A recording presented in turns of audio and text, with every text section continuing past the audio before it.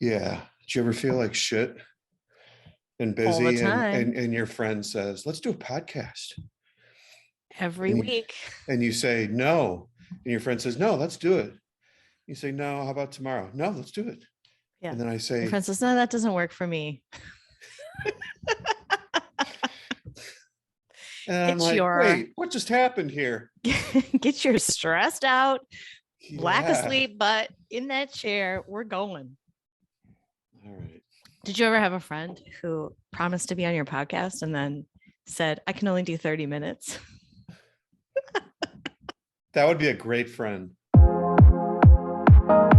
You're hanging out in the House of Sunny podcast, where it's always sunny, mostly because of your host, comedian and YouTuber, Sunny Lohman. Want to know what Sunny and her friends are thinking about this week? Well, here she is, Sunny Lohman. So, hey, everybody, welcome to the House of Sunny podcast. Good to see you again this week. We're going to talk about parenting, believe it or not, because we have some parenting experts on today. That's a joke. Two parents. And because Are there experts on parenting? Yes, there are No people one- who they're study not this and no. like look at studies. And I mean, No they're as one- good as the COVID experts, at least. Oh no, yeah. Well, the bar is very low on that. Yeah, the word expert has really I mean, we've only had like changed over the billions last of 2 years to figure out parenting, but no one seems to figure it out ever. Well, what's weird, and we'll get into this, but what's weird is that parenting seems to change every generation.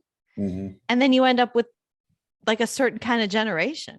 So we'll talk about generations. We'll talk about fragility. We'll talk about trans kids. But I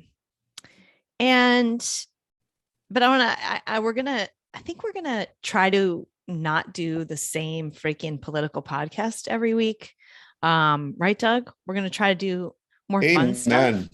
Mm-hmm. That's We're my gonna new do, motto. or at least we're going to weave some in. And I'm going to start out with a little political thing, but and maybe end with a little political thing if there's time, if Doug hasn't disappeared by then. But the problem with that is I find myself getting really mad at my friends or people online who are going about their business. And, I know this is crazy and it's wrong and it's stupid. And it's not like I don't do things that have nothing to do with politics. But I'm like, where are you guys? Like the world is descending into fascist dictatorship. Where the heck are you guys? Drop what the hell you're doing. Don't tell me about your new tech startup. Put your tech startup energy into saving the world and saving your freedom. I don't understand, and maybe it's because I don't support my family. So it's like I don't have to make money and support my family and think about our financial future. I mean, I think about that, but you know what I'm saying? Like you had to go to work today. This is a really big conflict. And I was just talking about this with someone yesterday that, I was watching an interview with this guy who like sits in the Swiss Alps and is kind of like distant from everything. And I said, on the one hand, that's awesome that guy has just said, screw you to the world. And he just focuses on what he's good at and doesn't listen to anybody or do his duty, so to speak. And I was like, but on the other hand, F that guy, because part of life is doing your civic duty. Yeah. And I think you have a responsibility to I do too. I think yourself and your family and your life. It's a total moral obligation because first of all, freedom is necessary for everything else that you're doing, and your children's future. The precondition of your business. And so morally, it's required for your life. And so just kind of hoping that it goes away, which is, I feel like what most people are doing. Oh, this can't last. Somebody will stop it. I mean, come on. But can I throw in a but? Yeah. There's a balance to this because the world's always in conflict. There's always problems. You're never going to agree with everybody in your neighborhood or your town or your city or whatever.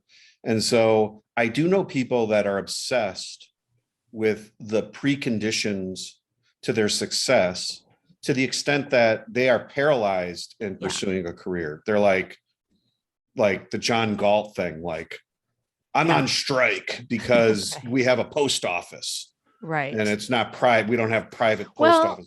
You know, like, come yes. on, yes. But I know totally hear what you're saying. There's a point, like, how do you gauge that balance? And it's not just that. It's not just that you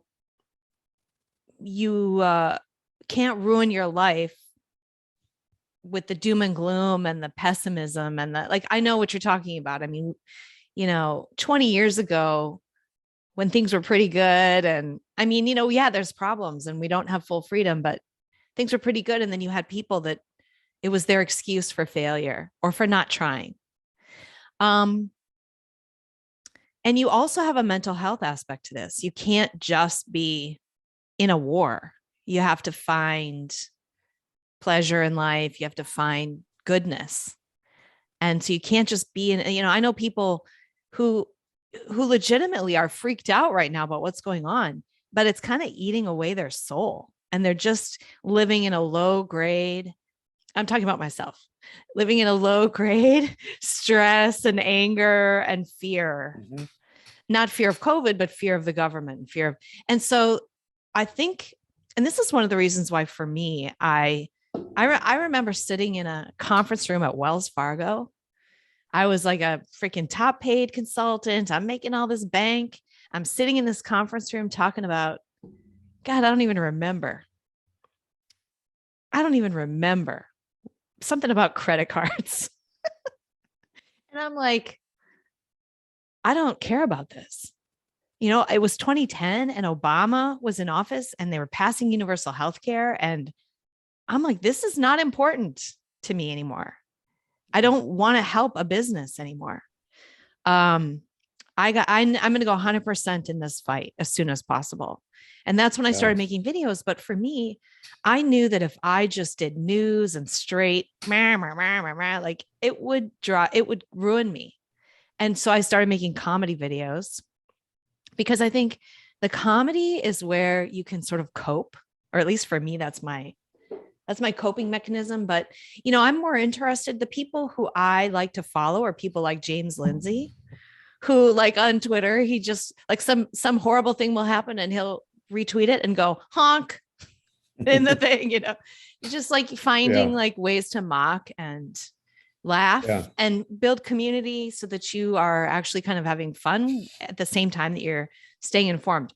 But then also, I think, I'm in a big conflict because I'm in California and I went to the Nutcracker on Sunday and I knew it was going to be a woke Nutcracker. And it was 2 years ago. I'm in freaking California, even though I'm in a red area, Orange County. I'm in a red county. The intellectuals and the elites in California, the people who put on ballets and, produce ballets are just like the worst people. So, but, I gotta take my daughter to the ballet. I'm just not going to not do that. I don't know.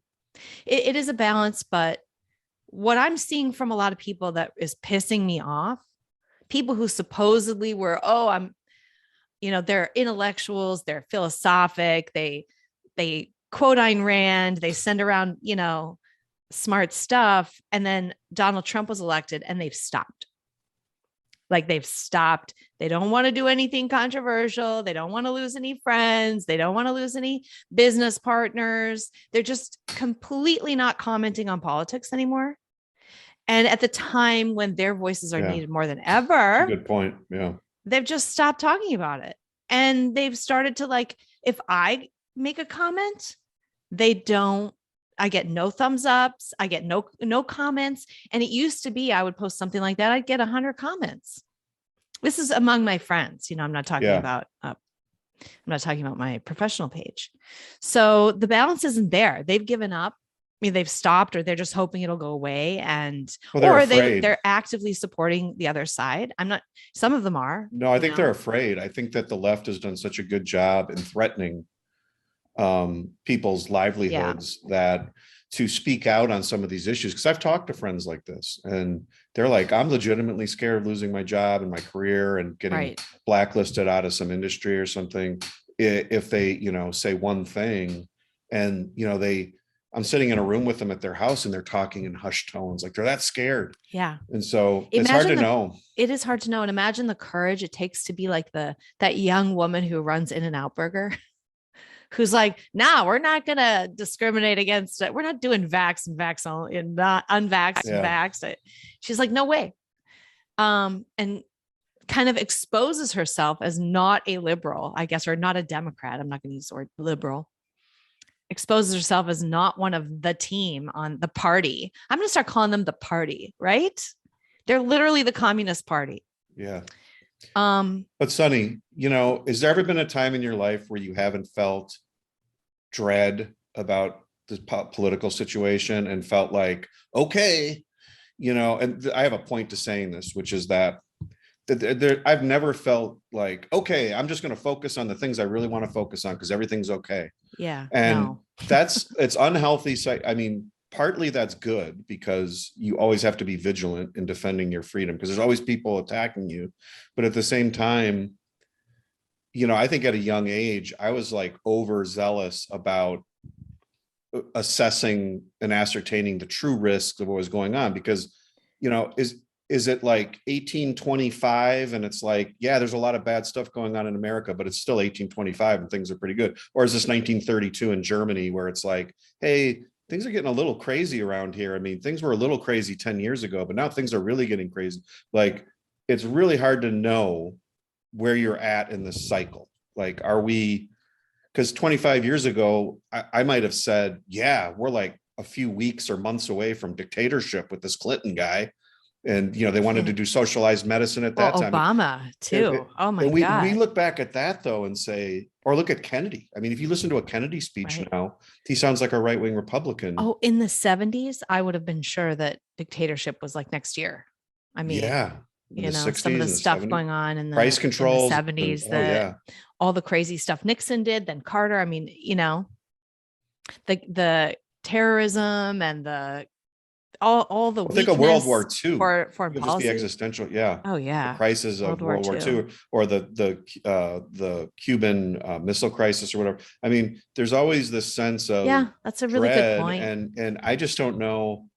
I've never really gotten a good handle on.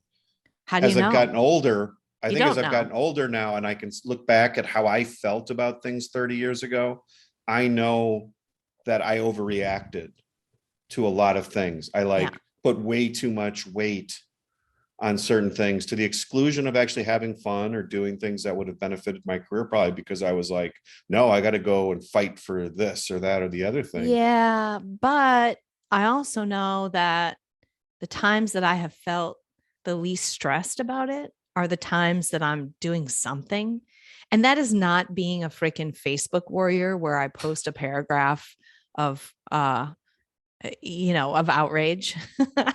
Like that's the silliest thing, is people on Facebook who think they're making a difference by just like express. I mean, I think you are actually making a difference by expressing your opinion, but not what I'm talking about is real action.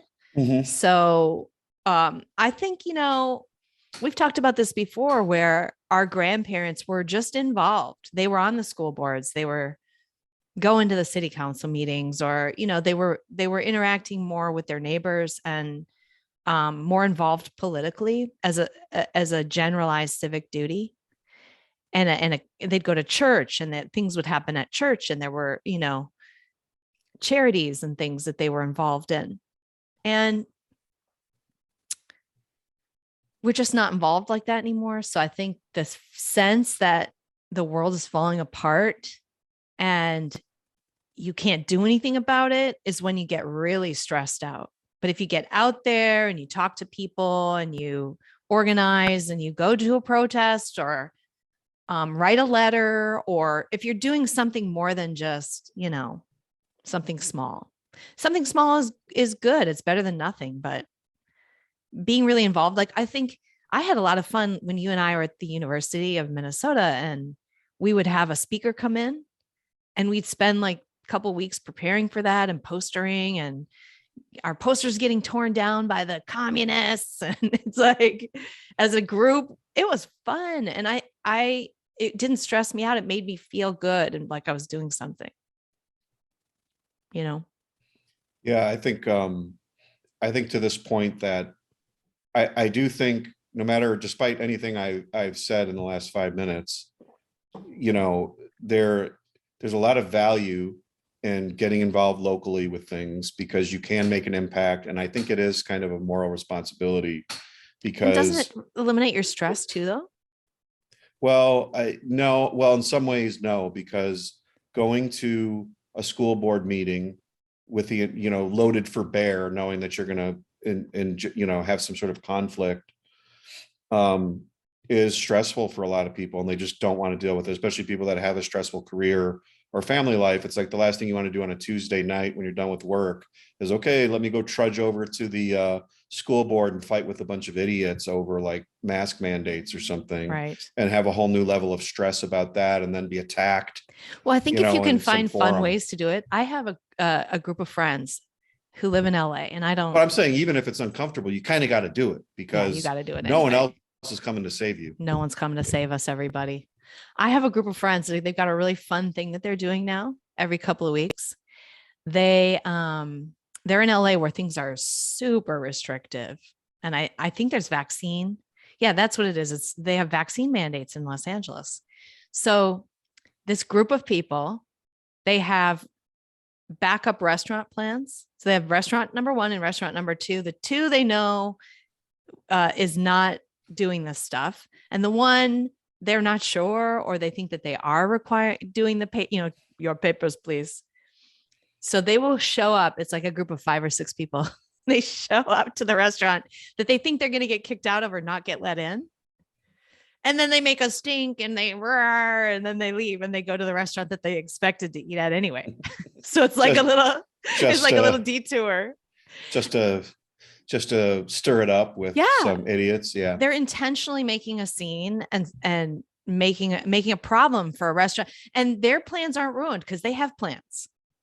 And then if they get in, they just stay there and they just eat there. And then they put that on the list of like one of the good guys, one of the backup plans, you know? That's funny. And they're doing this every couple of weeks. And then I'm getting a report. Oh, this restaurant did this restaurant did that. Like, it's fun. It's really like, if you're going to do something, that's kind of a fun way to do it. Get together with 5 of your friends and go troll, you know, go trolling for these sickos, you know, who are going along with this stuff. Yeah. Okay. So just to get into the politics, I wanted to talk about today, as of today, masks are mandated throughout California in all indoor spaces for everybody. What? Really? Yeah. Yeah. As of today? As of today, what the mask mandates are back in the whole state of California. It's been this way in some towns, but you know, in Orange County, or at least, yeah, I think it's the whole county, but definitely in my area, not only have there been no mandates for quite a while now, people were sort of not really complying before when it was a statewide mandate. And so today it went back into effect. And yesterday I went to the UPS store and I was talking to one of the guys about it. And I said, so tomorrow, I guess the mask mandate comes back. And, you know, these UPS workers are they got the masks on all the time.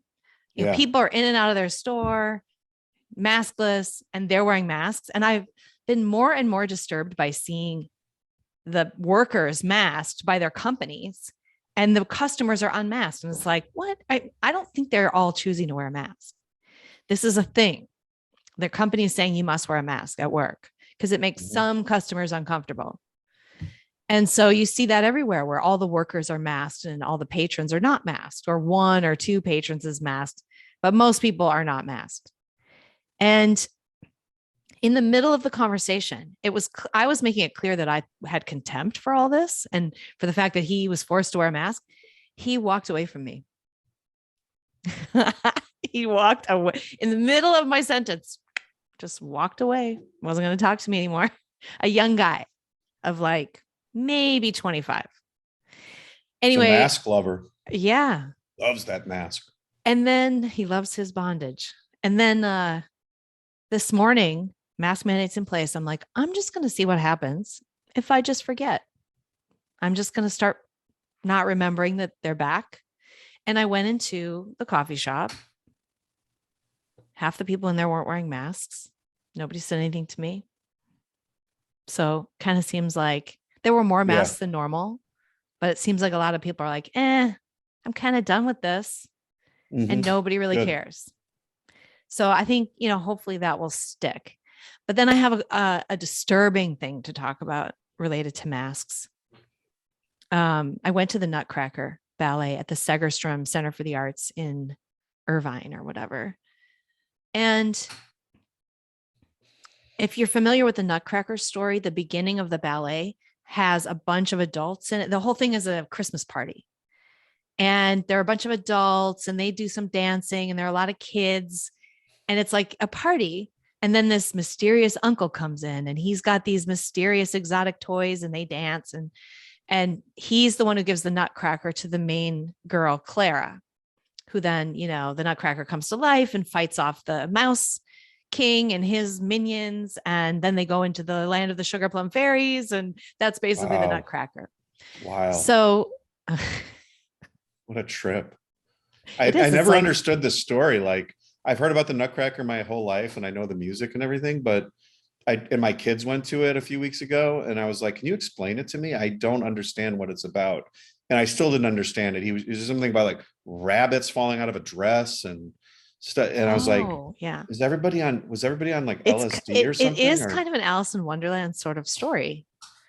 That's interesting. I hadn't thought of that comparison, but it's actually, although there's no scary, moments, it's just all, I guess there's like some battles, but it's with the Rat King and stuff.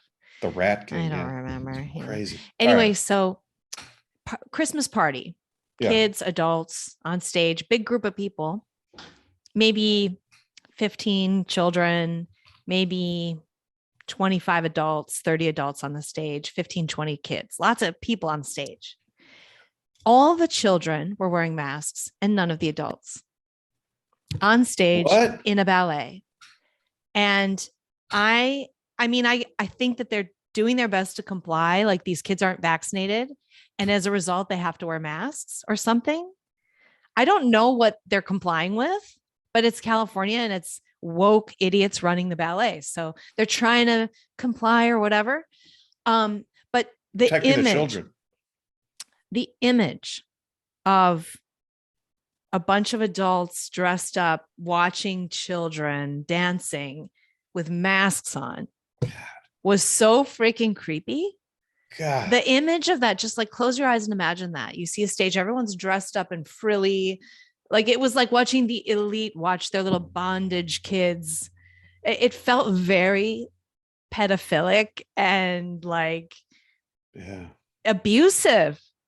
It's abusive. It was abusive. Yeah. And I was so disturbed by it that I was and I'm actually ashamed that I didn't do this. I'm ashamed of myself that I don't have the guts.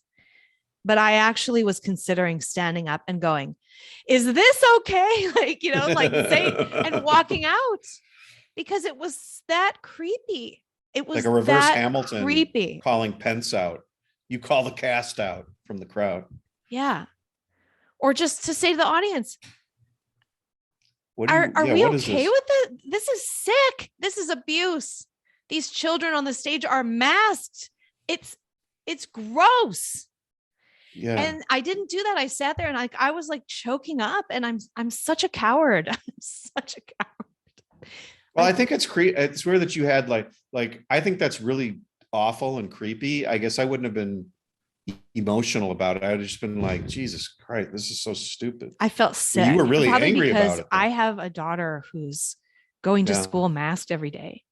And I'm just getting more and more upset about it. It's got to stop. And instead of stopping, they're going to mandate vaccines and, that's coming. That's already done. Sometime next year, my daughter will be forced to take medicine against our better judgment. She's had COVID. She's immune. I wouldn't risk her with any experimental medicine anyway. What are you going to do? Well, she can't go to school. Mm, She'll have to be homeschooled. That's my only option, yeah. or leave the state. Anyway, it's just getting more authoritarian and Never going to stop. it's not, no, California's just going to get worse and worse now. Yeah. So anyway, I think I'm extra emotional about it for that reason, but it was also, I wish I had taken a photo, because honestly, just hearing about it is one thing, but the visual of this, just, it looked like you're watching kids be abused. What do you think what's their thinking? Like, what do they think? Like kids are like more at risk, and the adults are They're not vaccinated adults? Necessarily. Maybe. Oh, maybe that's So it. they The can adults spread the it, adults are even though vaccinated. Kids vaccines aren't. don't prevent spread anyway. I don't, Exactly. who the hell knows at this point? None of it makes any damn sense.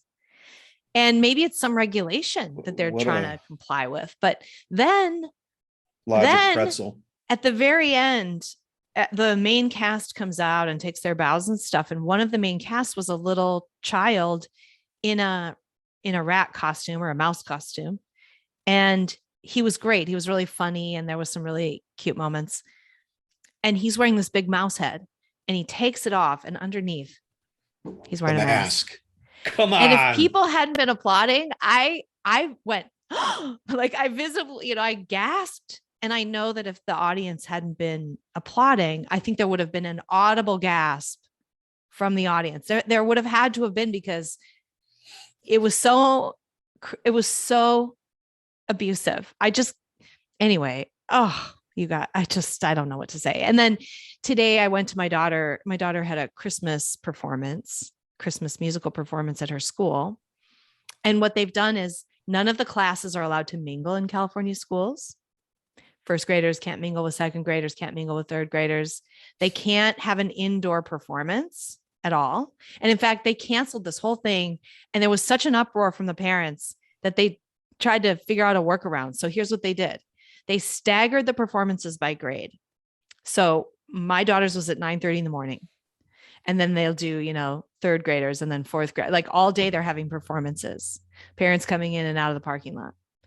And you get there, the kids were singing outside in a teepee that they have on. This is a hippie school. They have a big teepee with a piano in the center of the campus. And that's where the performance is going to be. A native piano. Yeah, it's, from the Shawnee River Valley piano. Cherokee piano. That's so funny. This is mixed cultural appropriation here. I'm not sure if the Indians are culturally appropriating the piano or if it's the other way around. But so there's my daughter in the TP with her class. Pianist is wearing a mask. We're all outside. The TP has big air gaps in it. The pianist is wearing a mask. Her teacher's wearing a mask. Half the kids are wearing a mask to sing Silent Night for parents who are all standing outside the teepee looking in. The teepee is a literal mask. It's like I'm just fucking done. Yeah, adults, awful. you're outside. Take your fucking masks off. No shit. Stop making these kids paranoid, and tell all the children who are about to sing to take their freaking masks off. They're outside. And my daughter goes to this school, and they promised us that they were going to do all these classes outside because they also regret that they have to mask the kids and stuff. But then the kids don't remember, and the adults never take them off.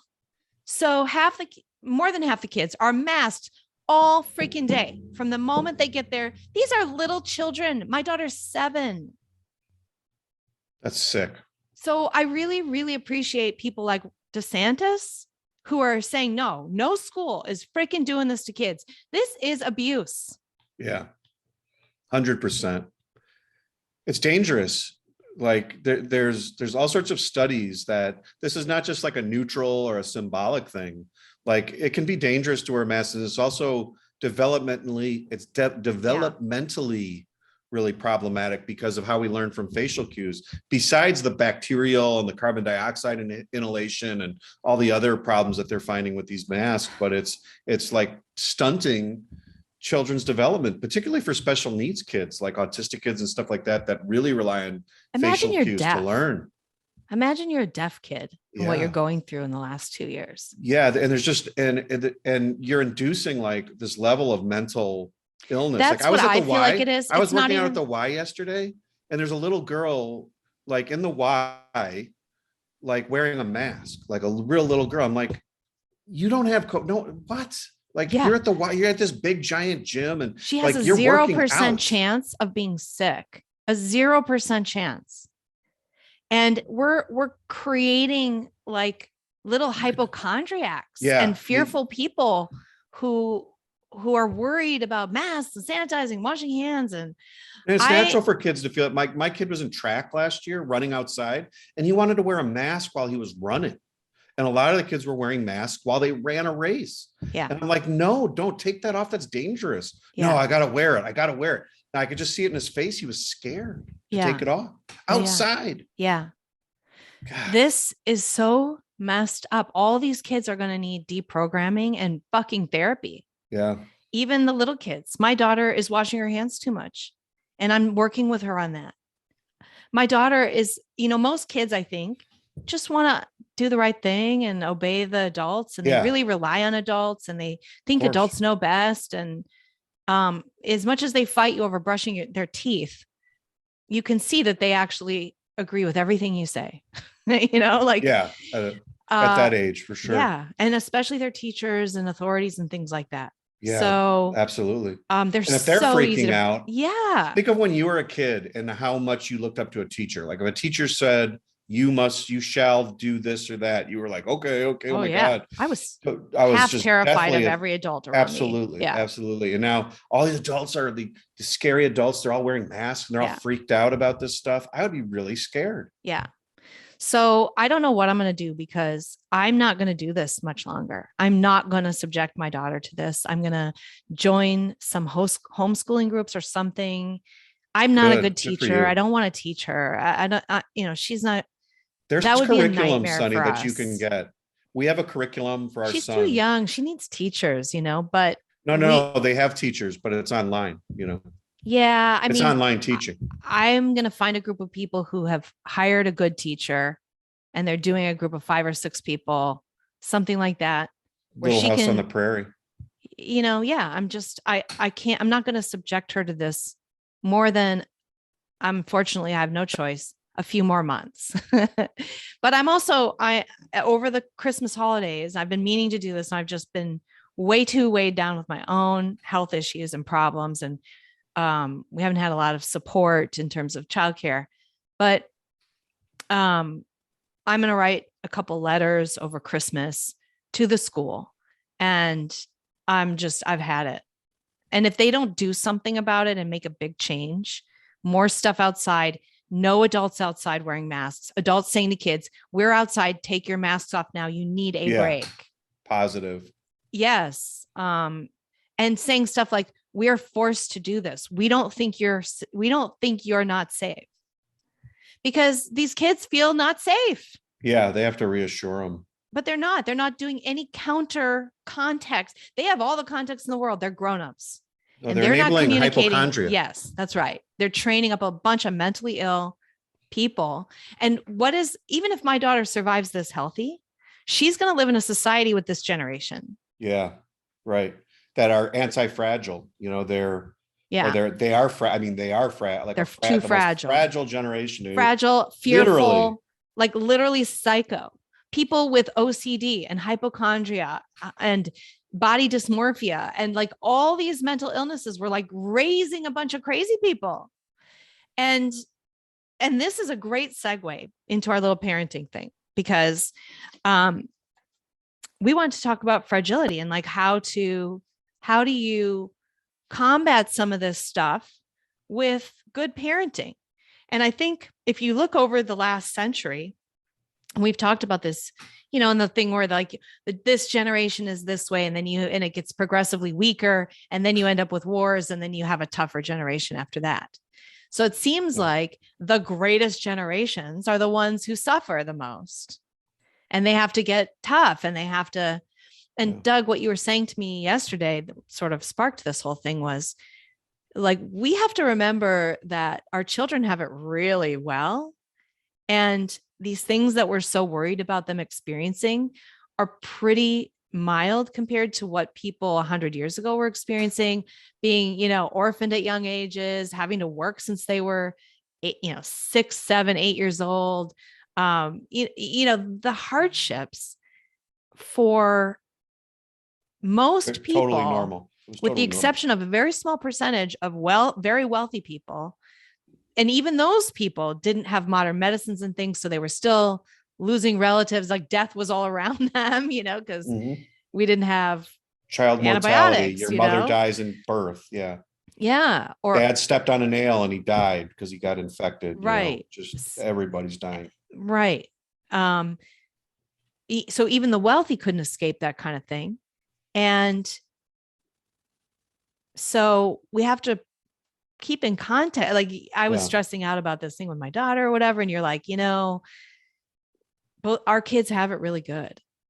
And the danger is that we want to protect them from life just as hard.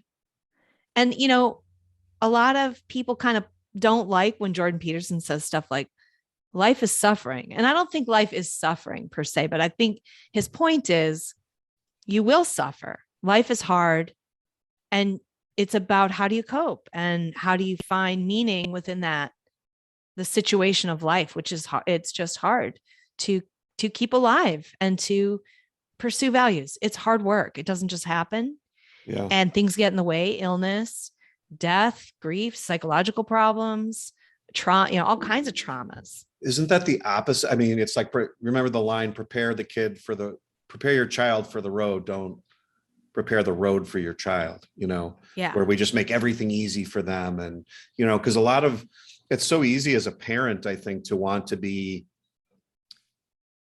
the short-term gratification of getting something for your kid or doing it for them or enabling some sort of like getting away with something, so to speak, is so tempting because you don't want to argue with your kids. You don't want to yell at them. You don't want them crying. You don't want to deal with the emotional fallout of saying, no, you didn't do a good job. You did a shit job. Stop doing that. Yeah. It's so much easier. And I have to constantly fight this myself and my spouse, Yeah. who sometimes I think, is a little, as a woman is a little bit too easy. Like, no, he's busy. He's overwhelmed. And I'm like, no, I told him to do this. Yeah. It would take him Which, by the 5 way, minutes and he is the do it. same courtesy she gives to you in her Mhm. mind, by the way. So you benefit from that because that is a woman thing. I'm always telling when I'm not, when I get hurt or when I'm like not getting enough attention or whatever, or like whatever. I am Yeah. always like, well, he's just working so hard and he's, I'm like, Yeah. this is what I do. And I do that for Lucia too. It's the abused wife syndrome taken to an extreme, Sure. the Are you saying we're all abused? he didn't I just think we're more he just hit me compassionate because he loved, yeah, and nurturing. And that's kind of, absolutely. that's just who That's we why are. the yin and yang of, male female dynamics. But this is like, This at a is why you culture, now need I see to- men though doing this. This I is see why you men need acting parents. like women. Yes. And no surprise when they're acting like women in every other way. And their toxic masculinity is challenged. I mean, this is what I think of as the toxic masculinity, is the father who's like, suck it up, Yeah. Oh my gosh, that's hurtful. How can you do that? That's male energy, that's Yeah. unemotional male energy going toward parenting. And the kid needs both. They need a hug and they need suck it up. And now at a cultural level, and this is documented by like some of the people we've talked about, like Jonathan Haidt and the anti-fragile author, his name, of course, is the famous guy, Nasib Taleb or whatever. This is a cultural thing that's been going on for at least 30 or 40 years, which is a trend towards infantilizing our children and helicopter parenting and cultivating a sense of fragility rather than cultivating a sense of resiliency and toughness and learning. And I think part of the reason, and they cite all sorts of reasons culturally and philosophically for this, but I think part of it is our lives are easy. They're way easier than they've ever been. And so, like, if you lived on a farm in 1870, like, there wasn't a choice of, should I take it easy on him or should I be a That's nice? right. It's like, There's no no choice. we're You gonna gotta do the die. work, like, right. like you better go I cut can't wood pick or up we're your gonna stuff freeze to death tonight. because I am collecting food for the winter. Like, our uncle just died. Grandma's got tuberculosis. I just had my foot amputated and, we're starving. So get out there. Like, now Yeah. it's like, well, I could be tough on my kid and really like teach him a sense of responsibility. And I shouldn't do this. I don't mean I hit my kid. Like, a sense of responsibility and you got to do this. Or, we could just go all watch TV and everything's fine. Go watch a movie. I don't care. And, big deal. You didn't put this away or that away. We're not going to die. Oh, we got heat and Maid's we, coming we tomorrow. got food and we got food in the in the fridge. And, no one's going to die because you didn't tell your kid to do that. But all those little things accumulate. And all of a sudden you've got a little asshole. I'm not my, Oh. Your kid is a little brat. Do you know what my daughter did last night? This is case in point. Okay. We each had a little snack or something on a paper plate. And I said, can you throw away your paper plate? And she picked it up and started walking toward the trash. And then she realized that mine was on top of hers. And she's like, well, this is yours too. Oh, God. And she threw it on the floor. What? And I said, Lucia, you can throw Whoa. mine away too. And she said, that's yours. And I said, do you think I never My pick up kids do after that. you? And she was like, I mean, she was getting upset. And then I got really pissed. And I said, fine. You know what? No TV tonight because the playroom's a mess. You can work on that all night. That's not my mess. She had a couple friends over and it was a freaking tornado. And, Right. and I gave her like a really stern lecture. I spend at least an hour a day picking up after you. You can throw my paper plate away. This is what Yeah. families do. This is what families do. That's what my kids do. Kids, I think, do this universally, which is, I'm like, why is there a plate out? It's not mine. Yeah. Like, as Pick if, it up. like, they'll just literally leave like a turd in the middle of the floor because I didn't take that shit on the floor. It's not mine. Yeah, It's it's gross. I don't like it there, but it's not mine. Can you imagine as an adult doing that with your children and how gross your house would be? So, yeah, I think, that's a typical example, but I mean, there's like really extreme. But these are the examples, and this is moments. These are the manifesting. little moments Yes. where if you don't go, no, like this is not acceptable. This is not how we live as a family. And I really shouldn't be picking up the playroom for her at her age. I should be requiring her to do the majority of it. And I've been thinking a lot about that I don't require her to clean up enough. It's getting kind of ridiculous. And then that happened. And now I'm like, okay, now really, obviously I'm not requiring enough because. So you and I are thoughtful people though. And we kind of learn these lessons and we're still really dysfunctional as parents. I make a million mistakes all the time. So like, why aren't we learning more about how to be good parents? Like, do we just have to be reading books or should we be trained? Are we just idiots or is this just how the world works? I think the world works in the opposite way. I think that's the problem is the current parenting trend is this positive discipline idea, which is to sort of never lose your temper, never get upset. That's you're so always stupid. Reasonable. You're always calm. Fuck that. You're always like, we don't do that. And, and you're looking for like maybe a consequence, but really you want their buy-in, and it's just like, and then I think you feel guilty when you get mad and yell at your kid because you're not supposed to. Well, this happens when I yell at the kid. My wife sometimes will say, "You're scaring them," and I'm like, "Good. Yeah, they need to be I scared. want to be sometimes. scared. Yeah. Yeah, the dad should be scary sometimes. Yeah. Like I was scared shitless of dads when I was a little boy. It's like, here comes dad. Oh shit, you know? Yeah. And that was really healthy for a young man to know that there's someone that's going to kick your ass if you don't behave, you know? I don't mean, I'm not saying violence. I here, but understand. We're being not tough. talking about anything physical at all. And actually, I don't like yelling at her. I do regret it when I do it. Mhm. I think I can be firm without it, and I am firm without it. And I mostly, the challenge is figuring out the right consequence, or how to be tough without getting really emotional and dragged into it. For me, like, don't get upset that she's not picking up your plate. Just tell her what's going to happen if she doesn't do it, and that the rule is this. Oh, is that what you want to do, is not pick up after each other? We can do that, and you'll see So, how fast your stuff doesn't get picked up. so boys operate more on fear. I think that's known as a male thing, but how do you motivate a young woman or young girl to I think it be kind depends of on do the the right personality. thing? Because I can don't you know. scare that? Do you want to scare them? No, I don't want Or to do you want scare to her. motivate them somehow? Or like what? Because for a boy, it's easy to just, boys operate on all physical violence and the threats of their brothers beating them up. And, it's Yeah, I don't think all, girls are like it's all that. animalistic. I And, don't think but girls are like that. I don't know how to deal with that. I think that what I've done with my daughter is I know what she values most, and that's TV time. And What did you respond to when you were little? Is that what you responded to?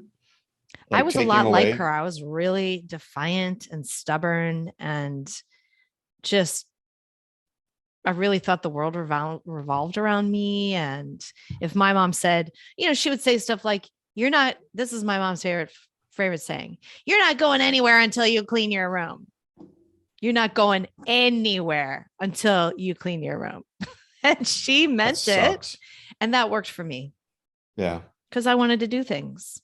So I think that was all right, taught me to clean my room, and I did. And she also paid us for chores. And What do you think about that? Is that reasonable to yeah, I think it's pay totally reasonable. to have an allowance? I think Because some people have the attitude like, no, yeah, I've we seen do things that. around here as a family and you do it because we all chip in. And then I some think there parents are like, should if you be do some of that, I'll give that. you $5. Like, I think you should have some things that are this is your responsibility, like your room. You shouldn't get paid to keep your room tidy. And I never got paid to keep my room clean. It was a requirement. And I'd let That it makes sense. go. And then my mom would, it wasn't like I had to be it had to be a display room or something. My mom wasn't like uptight or anything, but at least once a week, I had to pick it up and clean it up. Mhm. But if I wanted to make some extra cash, I could clean the toilet or vacuum or, things like that kids don't normally do. And that was great. It was a way for me to make money. And I think it instilled values of work. And then I also understood how hard things were. So I knew how much work it was to vacuum a floor. So I didn't take it for granted. And I Mhm. think it was really good. Otherwise, you have to find ways not to just nag. Ugh, That's like my I least know. favorite thing in the world. So manipulation is the way to go. I think consequences. I mean, what I found Or is rewards. you Both, can't, like I've done a thing where I've told my kid, like, you got to do this. And they just don't do it. Yeah. And then what are you going to do? Like, hey, I'm going to beat you up. I mean, you can't Smack do 'em. that. So it's like, No. hey, I'm taking away your whatever. And once you do that, then they get on it. Like, bring me your phone or bring me your thing or whatever. And Yeah. it's gone. And then suddenly it's like, So ooh, the challenge for me is keeping calm while I'm doing that. And I have to realize this is a child, it's not an adult. And I think sometimes you want them to be adults, where someone asks you to do something, it's polite and courteous, and you just do it and you take care of your stuff, and you don't want to overburden the people around you. And like, that's an adult way of thinking. yeah. And so to not lose my cool and not feel affronted when she doesn't do what I say, that's probably my Yeah. biggest challenge, is like just being calm and saying, hey, fine, I will pick up my paper plate and put it in the garbage, and then you will clean the playroom. That's fine with me. That's a good trade, actually. So yeah, but the fragility, if I look at the generations, and the greatest generation, which had World War I, World War II, depression, I guess one, depression two. And then they got really affluent, and they raised the boomer generation, which I think of as spoiled and narcissistic people in general. And then the boomers raised us, Gen X, and they were just so messed up and narcissistic, and they all got divorced. The Gen X is just broken homes and neglect, which also isn't right. And if you think back to the greatest generation, or even the ones before that, where the kids were working and stuff, at least they had a mother there who loved them, who was there, you know?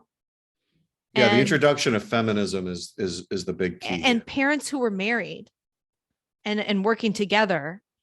So you just had a different level. You didn't have the neglect, I think, that Gen X experienced.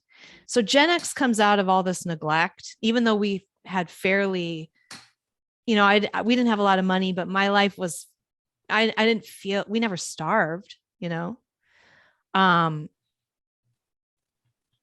So you end up having the attitude that you want to protect your child's emotional health, which is kind of the wrong thing to do. Yeah. And I feel like I'm way more focused on that with my daughter than her physical safety. I want her to get hurt and be climbing over stuff and taking risks, but I'm really worried about her social life and her, you know, her worries and her, when she gets upset.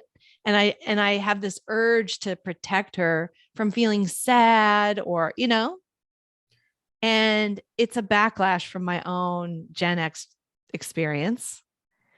And then you end up with, I guess also Gen Xers have created these millennials, you know. Well, there's a view of like, and the Gen Zers. There's a website called Free Range Kids that people should check out. It's kind of come out as a backlash against, it fights against the idea that we have to be helicopter parents. And I think they really advocate basically just letting kids play freely and let them kind of fight it out. Unless they're in physical danger, you don't intervene with kids, you know, like, because there's a lot of social interactions that and social cues and social conflicts that you have to learn, you have to face and then learn how to deal with organizationally as a kid. You know, you know that from when we were playing games as kids, because we were outside all the time playing games. It's like, what are the rules? Well, these are the rules, and we'd work it out and figure it out. And if someone was cheating, there was a punishment and ostracization. There wasn't someone like supervising and overseeing it. Right. Right. And so that's important, and not for kids not to be going to authorities and being taught that you have to go to a parent or a supervisor to solve all your problems. I remember having a really hard time socially when I moved to Australia when I was 8, and I lived there for a year, and I was just an outsider. Like, I never fit in because I was this crazy American kid. I wasn't the same. It was a tough year for me, especially girls are hard. And we were so young that I think people just the little kids there just don't know what to do with you. And they just don't hang out with you. And it was a really hard year for me that way, but I went to my mother, you know, and she would comfort me, and that was great. You know, I don't really think I needed more than that. She couldn't really do anything more than that. She could have like scurried around and try to get friends and play dates and, you know, activities for me where I could meet a friend, but she just mostly just gave me a hug and, you know, like, smoked, and I think that cigarette. Was fine. Yeah, she definitely did that. Drank. That's what my parents did. She was drank smoking. A beer, smoke a cigarette. Yeah. But honestly, looking back, I didn't feel like there was anything that she should have done. That was an experience I was having. It was hard, but it didn't break me. And I didn't even feel there were some, the whole year net was a great year for me as a person. I just had so many really good experiences there in a strange country. I learned so much and had a lot of fun. So it really, I think if it were me in that situation, I would have been stressed. I would have been like, oh, I got to find her a girlfriend. I got to put Oh all this yeah, energy into taking her here and there and totally. making friends with parents so that like their kids will like my child and play with her. It And would be oh very my hard God. today to just accept the fact that your kid's going to have a rough time and let him deal with it. Yeah. I know, just I can just see the situation right now where it'd be like, no, we got to email this and talk to the teacher and get them involved in this and that, Yeah. totally would be the case. Yeah. So I'm trying to remember. I don't want to neglect her. Like I feel like I was because I was in a single parent household and with a working mother. And both my mom and dad are sort of mildly narcissistic baby boomers. Of course. So I don't want to be that kind of parent, but I try to remember that really wasn't that bad for me. She really didn't need to do anything more. There were other things that she should have done more, but that no. And today I would completely freak out over that situation. And I have to not allow that. I have to counter my instincts with better thinking and remembering what it was like for me and that those were actually great experiences. To that point, yesterday, I dropped my daughter off at school at 8:30. At 10:30, I get a text.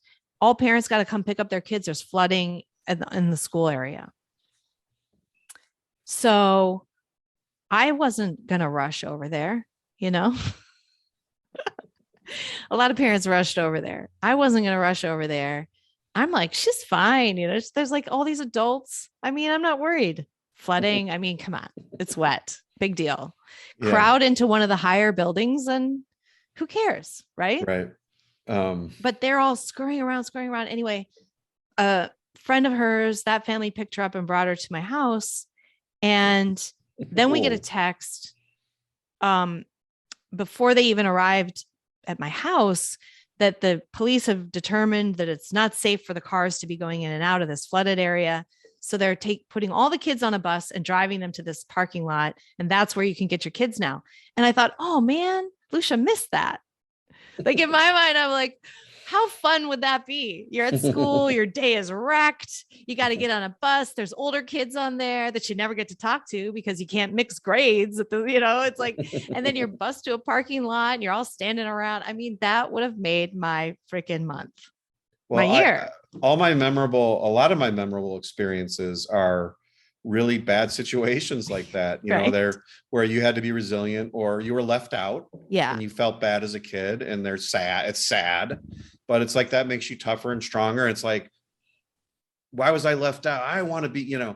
it gave you some motivation and stuff. It Yeah. wasn't like, oh, poor Doug, he was left out. Now we got to, no, it's just, Yeah. you I'm gotta learn just, how to cope with that. I am done being my daughter's social director. It's up to her to make friends. And if she's not making and keeping friends, she's got to figure it out. And she needs to feel the pain of it. I'm going to try to live by that. So that's what I think. I think what we're trying to say here is you can love them and snuggle them and hug them and be kind and try to remember that they're kids and they don't know how to do everything and they're not going to hop to. And they're narcissistic by, the fact that they're small, they're young, but we have to be more relaxed because we don't have to do everything for them and we don't have to care that they're upset all the time. So there was this great article. This is the last thing I'll share about this. I think you read this because we shared it in this little group we're in. What I've learned rescuing my daughter from her transgender fantasy. This is so interesting to me. This is in an article, publication called The Stream. And what I like about this article is this woman to me demonstrates, first of all, there's serious grooming going on online and parents, you're being really stupid if you think that's not happening. And we're seeing all these girls getting really dark and becoming weird and in their preteens and suicidal and trans. And I'm not as hip to what's going on with boys, but definitely going some problems in the girl community. I read the book iGen last summer, and that really opened my eyes to a lot of this too. But hang on. Getting thirsty. Okay. So I'm just going to read a little bit of this, and then I'm going to jump to the end, because what she says there about how she's being tough is really important. My daughter's story is no longer novel. Stories like it are occurring in your state, your town, and perhaps even on your street. Gender dysphoria, the incongruence between the mind and the body, moves stealthily and quickly to invade girls and boys alike. But this isn't a cautionary tale. It's a warning. My daughter was the ultimate girl, pink, blah, blah, blah. I didn't worry at first. That all abruptly changed when she turned 12. As her body matured into young womanhood, she stopped begging for a bikini and avoided any clothing that accentuated her figure. By the way, every girl goes through that. I went through that. When you start becoming a woman, it's such a big change. Like, boys just get bigger. Girls change, you know, and men start paying attention to you, and it's kind of a weird thing. And people start whistling at you, and you start, you know, it. And you, like, if you ever played sports, you run around, like, things are kind of like, especially when you develop breasts, like you need a sports bra now, and like everything changes. It's really, you become very self-conscious. A lot of people do. Then my daughter immersed herself into anime art and cosplaying, the hobby of dressing like fantastical characters. I supported her creative side. I could see doing exactly this. I didn't know that anime and cosplaying can overwhelm a young mind. I didn't know that anime and cosplaying involved gender bending themes, and that the community crosses into pedophilic and sexual themes. So I think this is what I'm seeing as a parent everywhere. This introduction of sex and gender information at a very, very young age. You know, like, just my example that I always use is Scooby-Doo. In our generation, you didn't think of any romance at all between any of the characters. And in the current Scooby-Doos, Daphne and, is it Fred or Greg? Yeah, Fred. They have a clear relationship, and she's very stressed out about it all the time. Like, it's just weird. Yeah. During that same time period, my daughter went through something called Teen Talk, a Manitoba, Canada-based program that says it provides youth with accurate, non-judgmental information on sexuality, reproductive health, body image, substance use awareness, mental health, issues of diversity, and anti-violence issues at her public school. So completely involuntary, you know, she's at school, she attends this thing. It sounds like health. When we were kids, we called it health. It was health. That's what it, you know, it's just, hey, this is what happens when you get older and stuff. But that's obviously not what this is going to be, right? Not what it is today. Although in my health classes, they were showing us how to put condoms onto bananas and talking about AIDS. So what? it was going on in the 80s too, you know. She came home with a whole new language. She and all her girlfriends discussed their labels: polyamorous, lesbian, pansexual. None of the 5 girls chose basic, their term for a straight girl. Why would you choose basic, right? I mean, you're being manipulated into wanting to have a mental disorder. I want the cool one. Basic doesn't sound cool. So then basic, you're a basic bitch. I mean, who wants that? No. Now I was worried. She distanced herself from her old friends and spent more time online. Ugh. I checked her phone, but I was not astute enough to know that she had set up appropriate fake social media accounts for my viewing. An older girl showed a romantic interest in her. I barred that girl from our home. I learned later that she had molested my daughter. My daughter became unrecognizable. When my daughter was in the 8th grade, as a Christmas gift, I took her to SAC Anime, an anime convention in Sacramento. There she met a girl 3 years her senior, but light years more mature. That girl mesmerized my daughter with her edginess or magnanimous personality. The older girl went by they. After their meeting, my daughter got a boy's haircut, stopped shaving, and asked for boys' underwear. My daughter parroted everything about the older teen. She started making gross TikTok videos. Her language became vulgar, and she redecorated her room to look like a cave. She self-pierced her nose with one of those bull rings. She broke every family rule. She was morphing into an emo goth vampire-like creature. She was unrecognizable. Her personality descended into anger and rudeness. The summer before ninth grade, she announced that she was transgender. Post-announcement, she began to threaten suicide and sunk into a deep depression. I don't think this is an unusual story right now. Like this used to be a fringe story. This is, I've been hearing 35% of kids are identifying as trans. Suicide is 50% higher this year for girls than it was last year. I managed to get all of her passwords to all of her social media accounts. What I saw was jaw-dropping. Almost everyone she was conversing with was a stranger, except for the sack anime friend who sent her self-made masturbation videos. The discussions on the Discord platform involved fetishistic sexual conversations. Kids were sending each other erotica, involving incest and pedophilia. Other girls were instructing younger girls how to sell nude photos to men for money.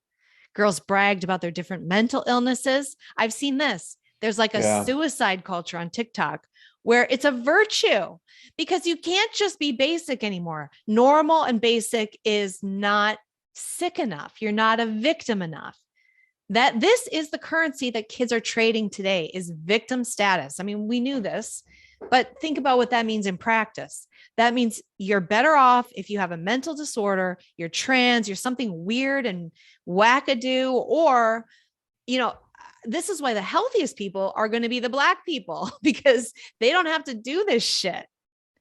This is a danger, I think, predominantly to white kids because white kids have to find a way to have problems in order to be accepted socially. Because they're privileged. Yeah. So they were talking top surgery, how to make a bulge in your pants to look like you're a guy. Like my daughter's electronic devices were filled with TikTok videos and YouTubers talking about how great they feel now that they had transitioned. There were messages in which strangers told her to kick my head in because I was a transphobe for refusing to call her a male name. So that's what was going on in this woman's household. Now listen to how she handled it because she fixed it.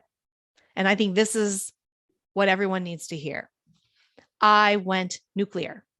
I took the phone. I stripped all social media, YouTube, Instagram, Discord, Reddit, Pinterest, Twitter. I even blocked her ability to get to the internet. I deleted all her contacts and changed her phone number. I sat next to her while she attended school online via Zoom. I deleted YouTube from the smart TVs and locked up the remotes. I took every anime book from her room. I threw away all of her costumes. I banned any friend who was even the slightest bit unsavory. I involved the police about the porn. I printed out the law and informed her that if anyone sent her porn, I would prosecute. She hated me like an addict hates the person preventing her drug fix. I held my ground despite the constant verbal abuse. Wow. How many people could go through that, It's a nightmare. After going through several mental health professionals, I found an out-of-state psychologist who was willing to examine the causality for my daughter's sudden trans identity. I immersed myself in reading everything on the issue, blah, blah, blah. After a year and a half of utter hell, my daughter is finally returning to her authentic self, a beautiful, artsy, kind, and loving daughter. Okay, so she says here, crazy. The formula will vary, but what I did was, after a very brief misstep of using a male name, our family and all of the adults in my child's life only used her birth name and corresponding pronouns. We did not permit social transition. Although we could not control the school setting, unbelievable, our local Catholic high school refused to follow our edict. As I mentioned previously, we pulled the plug on social media. She printed out stories of female detransitioners, women who had been medicalized and then regretted it. I left them throughout the house. I left all my research in plain view, including books, things on the walls. I followed Parents for Ethical Care's podcasts.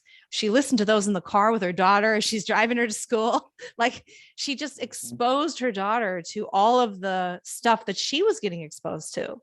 she didn't hide. I'm doing this research and I'm looking into this and I am not, this Yeah. is So not there's a okay with basis. me. She's illustrating in real terms that there is a basis for what I'm saying. I'm not some crazy person who's trying to hurt you. Look, there are books and doctors and a whole industry of people telling you this is wrong. Something's wrong here, And not only that, exposing to her daughter the massive effort and that she's making, and Yeah.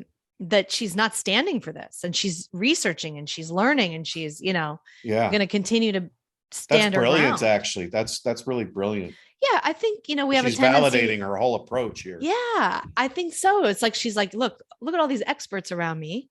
And it's And showing I'm she not- cares, like you said. Yeah. It's not just, I'm not just trying to do this to hurt you because I have some misplaced, like old-fashioned ethic that just wants to, stomp on the fun, or your lifestyle. It's like, Right. no, I am taking this very seriously as a medical and a psychological crisis.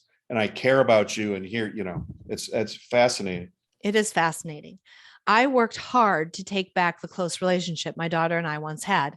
I bit my tongue until it bled. I took her anger and only responded with love or walked away when I knew I would respond poorly. I think that's hard. key too. That's really hard, but it is key to try to be the adult in the room, not let the situations wind you up. Understand that you're dealing with a child and that you're going to, it's like being stoic in a way, the stoicism of the onslaught of whatever's coming at you. And you know what you're facing and you know that you're in a war, and just do it with kind of like as a steamroller. I think that's really important. And that she didn't make it worse by fighting and arguing and, Look at this line. I refuse to accept her delusion with compassion. Yes, that's coming up here. So, okay. So I caught her in vulnerable moments and hugged her or climbed into her bed. I stopped looking at her as though she were the victim of a scheme or a monster. That's really important. I stopped looking at her like she was a victim of a scheme. I let her know I would never stop fighting for her. I let her see my posters from the protests I attended. I peppered her with questions that demonstrated the illogic of the gender ideology. I happen to have funny gender critical memes on my computer when she walked in the office. Most importantly, I held my ground. I refused to accept her delusion with compassion. And so I was thinking about this as I'm watching my young child washing her hands too much. And I've been like saying no, and she gets kind of upset and gets a little stressed out. And I've like waffled between letting her do it and saying no and refusing to let her do it. And I think it is important not to treat a mental illness. And I'm not saying my daughter has one, but I feel like she's going to have one if I coddle this thing. Yeah, it's a budding mental illness. She has to have a flat out no, this is wrong. This is bad for you. And I'm not letting you do something that's bad for you. I'm not going to be compassionate about something that's bad for you. I know that I can continue, that I have to continue to be tenacious as the gender ideology has crept into every facet of life. But for now, I can breathe a sigh of relief. So it worked what she did. Well, part of it's too is like moral certainty. Like if your kid was about to take poison or run in front of a bus, you wouldn't say, honey, I know you really want to run in front of that bus, or you really want to drink that bleach, but just this time don't drink. You'd be like, no, don't do that. That's crazy. Right. You're going to kill yourself. I think that's the kind of attitude you have to have towards this stuff.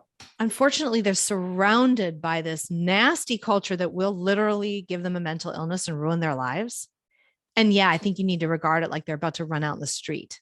And if your daughter goes, no, let me go, let me run out in the street, you don't go, oh, okay, I don't want to really upset you, so I guess I'll let you run out into the street. Right. Like you would not do that. And I think you have to look at it in the same way. But most of us don't have that moral confidence the same way. Like 100% of people agree, don't let your kid run in front of a bus. But when 50% of the population is saying, no, let them run in front of a bus, it's good for them. They'll love it.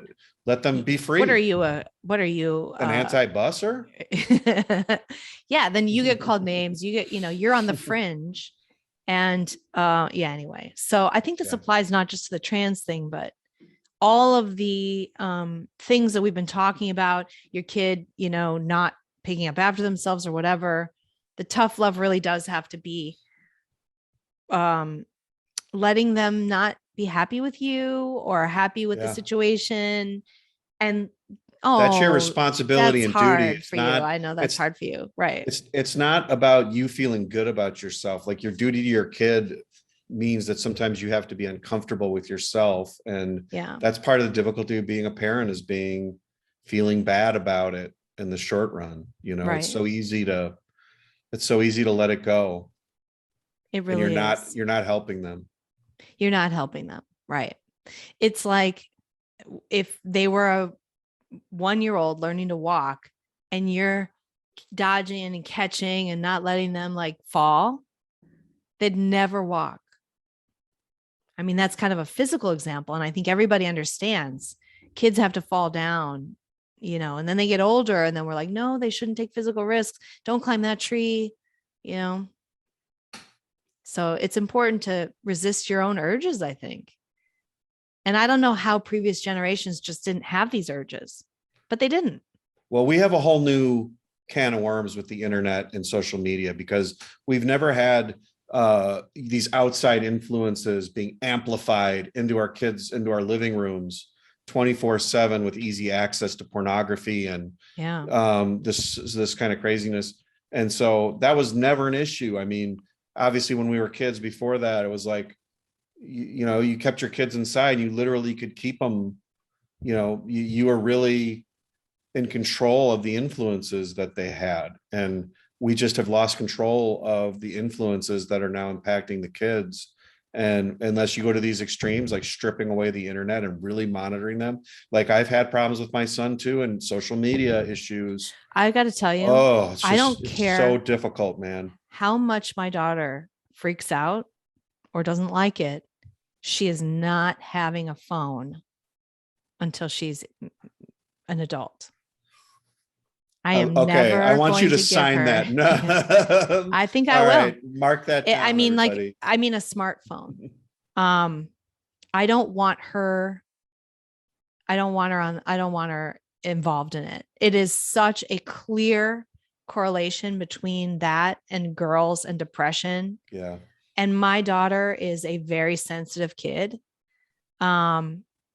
She's just not capable of weathering that, I don't think. There's no rule book for how to deal with the social medias. There's a lot of books now that are coming out on, and medical studies that are coming out on the clear correlation of suicide, of depression, anxiety, and the devastation this is wreaking on like the young kids and stuff. And I'm seeing this in my own I have not done a family. good job as a parent of totally keeping it away from my kids. Yeah. I'm not doing a good job on it, but I know a lot of people say, just get rid of it, get it out of your home, or like really limit it. That's probably the best you can do, is like at least limit it. I know I know there are other parents. I mean, part of it is the social pressure to have the phone. And but there's a practical thing too. Like as your kids get older, if they have a phone, they can call you and say, come and get me. Well, give them a flip phone. You don't need to give them a smartphone. The smartphone is so they can interact with their friends. That, yeah. It's a friend thing. It's a social thing. And so they feel left out. I'm like, I don't care if you're left out. You're going to be left out. And then I think you have to band together with other parents who want to do that too, and make sure that you have a circle of people so she can see she's not the only kid who doesn't have a phone, Mm-hmm. Or if her friends have phones, make sure you're taking them at the door so that the kids are interacting without their phones at your house for the little gathering or whatever. I think those are things you can do as a parent. Well, part of it too, I just want to throw this out there because it's been successful for me to some extent, which is when you teach your kids values,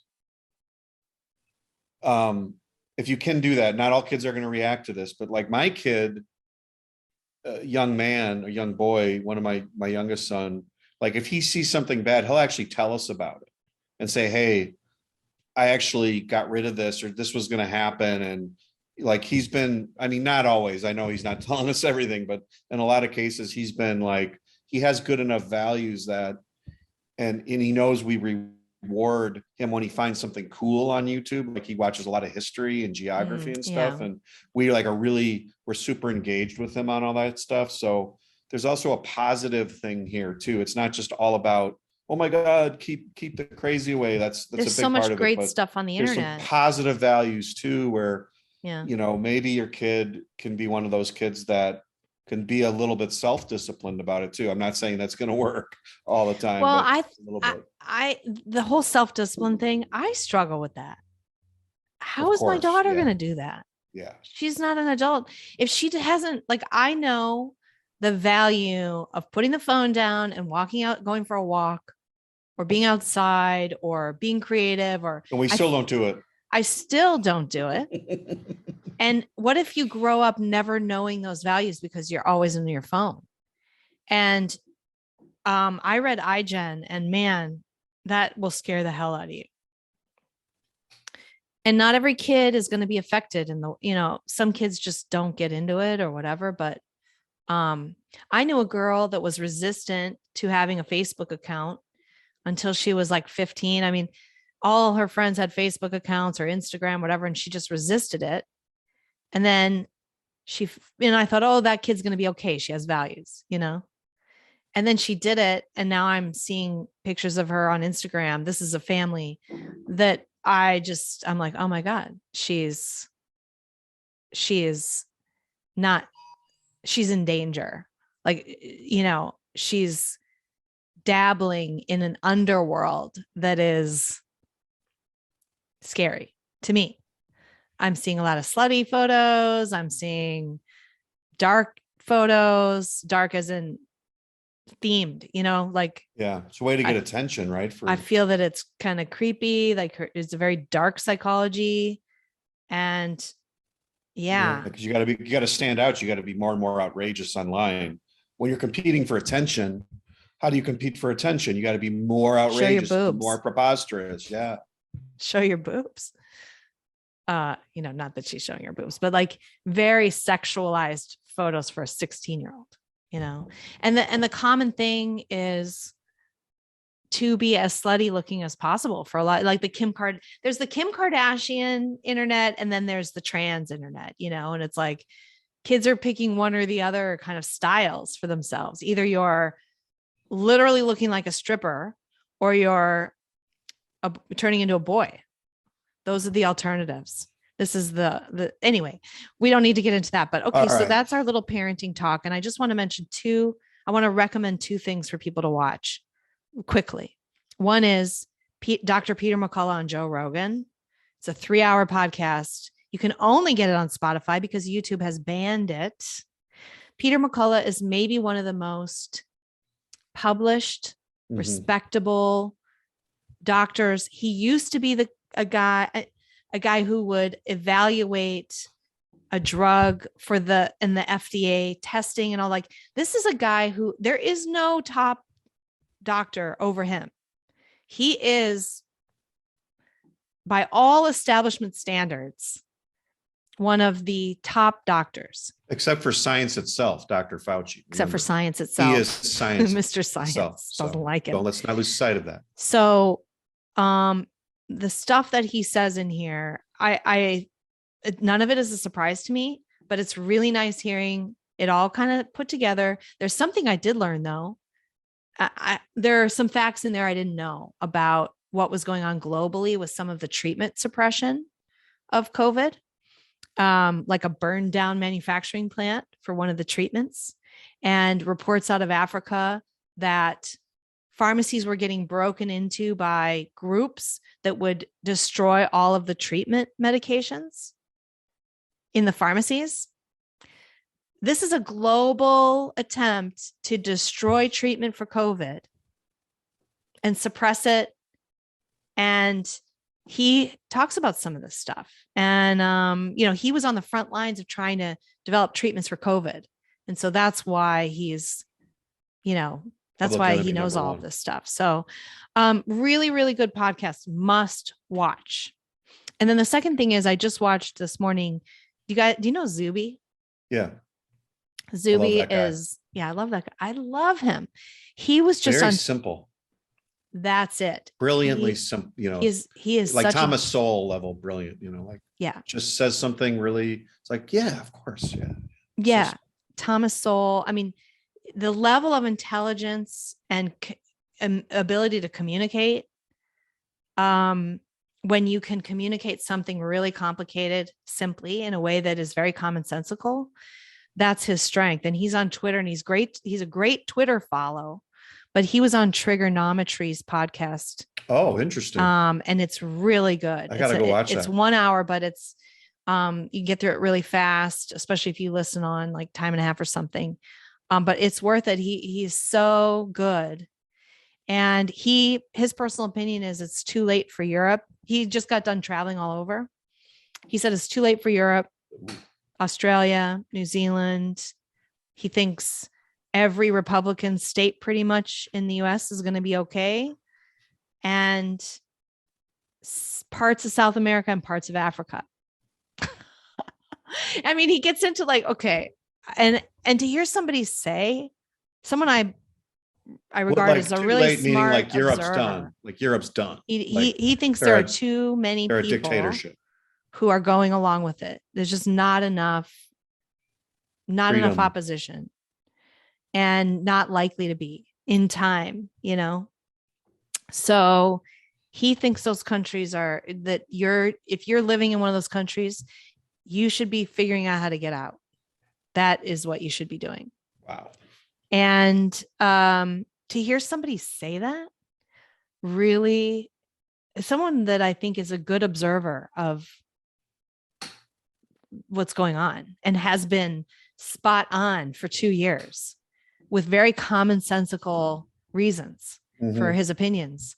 To hear him say that flat out freaked me out. Can you imagine if in 5 years, literally, there are just pockets of freedom left and really everything? I mean, we're already living through that in a way, but we still think, well, look at the big protests in Italy. Look at the big protests in France. And like, there's protests everywhere, but the dictators are doubling down, and there's so much shaming still going on, and there's just not enough opposition. And that's really frightening. And that makes me think, okay, I'm in California.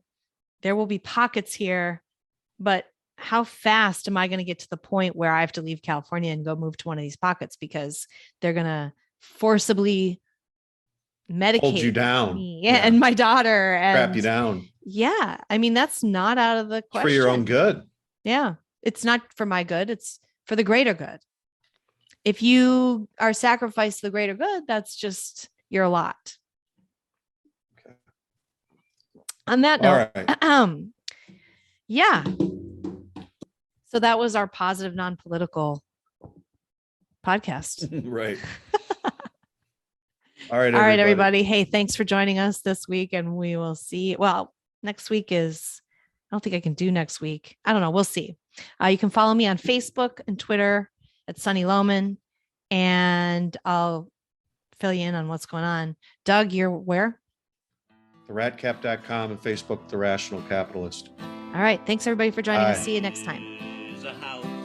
Okay. See you later. Later. Of Sunny. It's filled with satire and fun. It's been the demise of bad ideas, and we'll know what's right when she's done.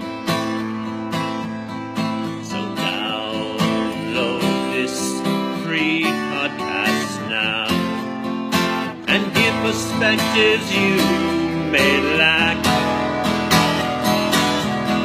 It's concise and right and achieves world peace, guaranteed all your money back. Last time, ready?